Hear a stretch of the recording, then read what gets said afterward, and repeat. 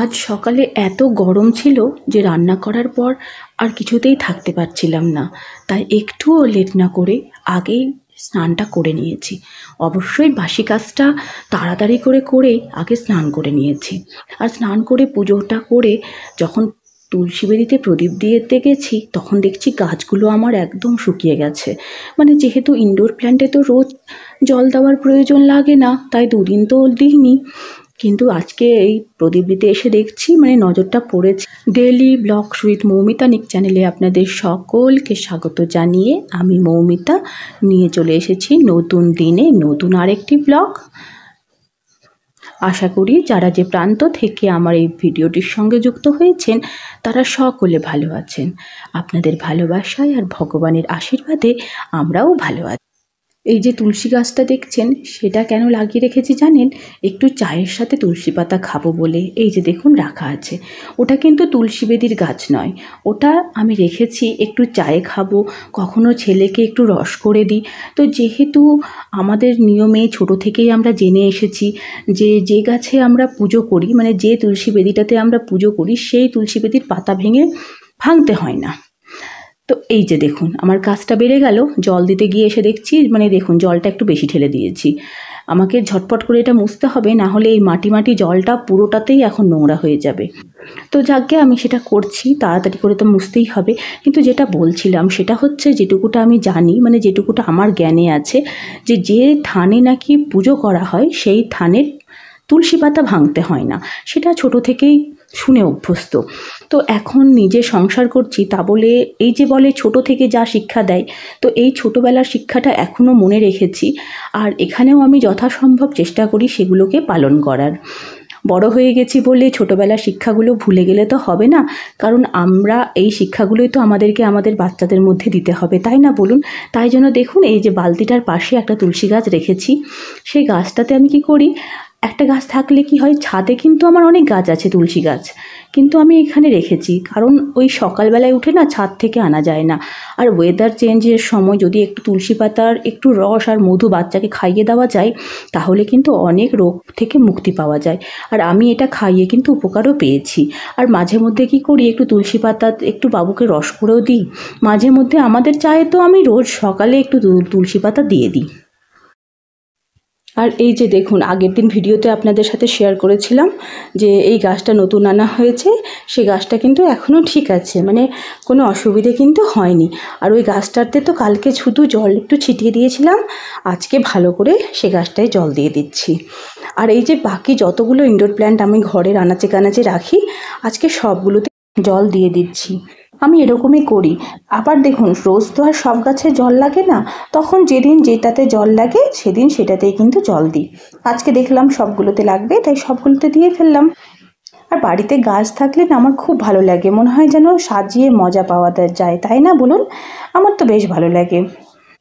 এই কটা দিন এখন স্কুলটা ছুটি আছে, হাজব্যান্ডের স্কুল ছুটি আছে, কিন্তু ছেলের কিন্তু স্কুল ছুটি নেই। তাই এখন এই কদিন আমার হাজব্যান্ড ছেলেটাকে স্কুল নিয়ে চলে যাচ্ছে। এই গরমে এদিক দিয়ে কিন্তু আমি রক্ষা পেয়েছি, তাই না বলুন? বাড়িতেই থাকছি। তবে আর বেশি দিন এই সুবিধে ভোগ করা যাবে না, যেহেতু আগামী মাস থেকেই ওদের স্কুলটা খুলে যাবে। আর ছেলের স্কুল যখন ছুটি হয় তখন কিন্তু আমার হাজব্যান্ডের স্কুল খুলে যায়। জানেন তো এটা খুব সমস্যা, কোথাও যে একটু 10-15 দিনের বড় একটা ট্যুরে গিয়ে থাকবো সেটা পসিবল হয়ে ওঠে না। কিছু করার নেই, এইভাবেই চলতে হয়। আর আজকে তাড়াহুড়ো করে ছেলে স্কুল যাওয়ার সময় বই খাতা নিয়েছে, সেই জায়গাগুলো একটু দেখুন আগোছাল হয়ে আছে। এখন কিন্তু আমার ছেলে ওর এই যে বইয়ের টেবিলটা আছে ও কিন্তু নিজের টেবিল নিজেই গোছায়।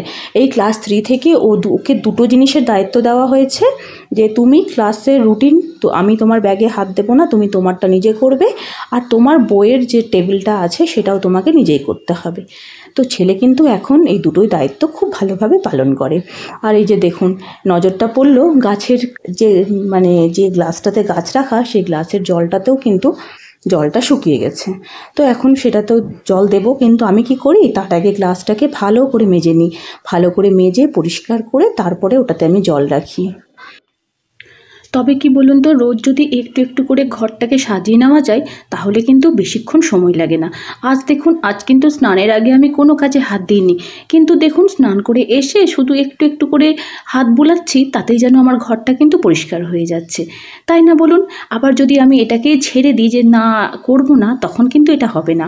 এখন হট করে যদি মানুষ কেউ আমার বাড়ি চলে আসে তাহলে কিন্তু আমার কোনো অসুবিধে হয় না, ঘর একদম সবসময় পরিষ্কার থাকে। আর কথা বলতে বলতে নিয়ে চলে এলাম গাছের জলটা পাল্টে, গ্লাসটাকে ধুয়ে পরিষ্কার করে নতুন জলে আবার গাছটা কিন্তু রেখে দিলাম। বেশ ভালো লাগে। আর মানি প্ল্যান্টের গাছ, আর এই রুমটা হচ্ছে আমার ছেলের পড়াশোনার রুম, তো এটা কিন্তু পড়াশোনার ক্ষেত্রেও নাকি খুব শুভ। আর আপনাদের তো আগেই বলেছি যে এই যবে থেকে গরম পড়েছে আমার ছাদে কাপড় মেলার কোনো প্রয়োজন হয় না। এই ব্যালকনিটাতে কাপড় মেললে 2 থেকে আড়াই ঘন্টার মধ্যে সব কাপড় আমার শুকিয়ে যায়। আর বিকেলবেলায় তাই চলে এলাম আমি একটু কাপড়গুলো তুলতে। অনেকেই দেখি যে গোটা সেই সন্ধে রাত অবধি এই কাপড় চাপড়গুলোকে না বাইরেই মেলে রাখে। আমার আবার ওগুলো একদম পছন্দ হয় না।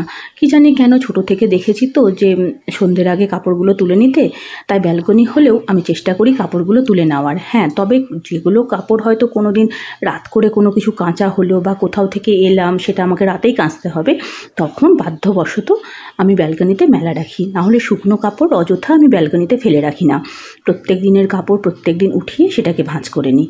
আর তুলতে এসে দেখছি যে কয়েকটা কিন্তু কাপড়গুলো একটু ভেজা, তো সেটাকে একটু মেলে দিলাম, কারণ এটাকে মেলে দিলে না আর 1 ঘন্টার মধ্যে এই প্যান্টগুলো একদম শুকিয়ে যাবে। আর ভাবছিলাম একটু হাঁটতে বেরোবো, কিন্তু যা রোদের তাপ এখন আর সাহস কুলাচ্ছে না। মানে আরেকটু লেট করে আমাকে বেরোতে হবে হাঁটতে, কারণ হাঁটতে গেলে এরকম রোদের তাপে হাঁটা কখনোই সম্ভব না। শরীর ঠিক হওয়ার জায়গায় আরও অসুস্থ হয়ে যাব।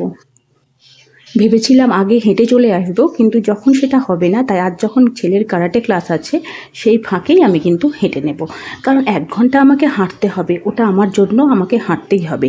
খুব মর্নিংয়ে হলে তো সেটা খুব ভালো হতো, কিন্তু হয়ে ওঠে না, কারণ মর্নিংয়ে আমাকে খুব সকাল সকাল রান্নাটা করতে হয়। তাই অবশ্যই আমি চেষ্টা করি বিকেলে 1 ঘন্টা হাঁটার। আর সেটা করতে গিয়ে কিন্তু আমাকে প্রচুর পরিশ্রম করতে হয়। মানে নিজের জন্য 1 ঘন্টা বের করা সবসময় কিন্তু সেটা হয়ে ওঠে না, কিন্তু আমি সেটা বের করি, কারণ আগে তো নিজে সুস্থ থাকতে হবে। নিজে যদি সুস্থ না থাকি তাহলে কি করে পরিবারটাকে সুস্থ রাখবো বলুন? আর একটু দেরি করব না, কারণ ছেলের আছে আজকে কারাটে ক্লাস, ওকে তাড়াতাড়ি করে রেডি করে এখন নিয়ে চলে যেতে হবে কারাটে ক্লাসে। যা গরম পড়েছে, তাই আমরা কয়েকটা গার্জেন মিলেই বলেছিলাম যে ওই ড্রেসটা আর পরে পাঠাবো না, তাই এই গরমের জন্য এই কারাটের ড্রেসটা, মানে এই ড্রেসটা পরে যেতে বলেছে স্কুল থেকে, তো এটা পরিয়ে নিয়ে যাচ্ছি।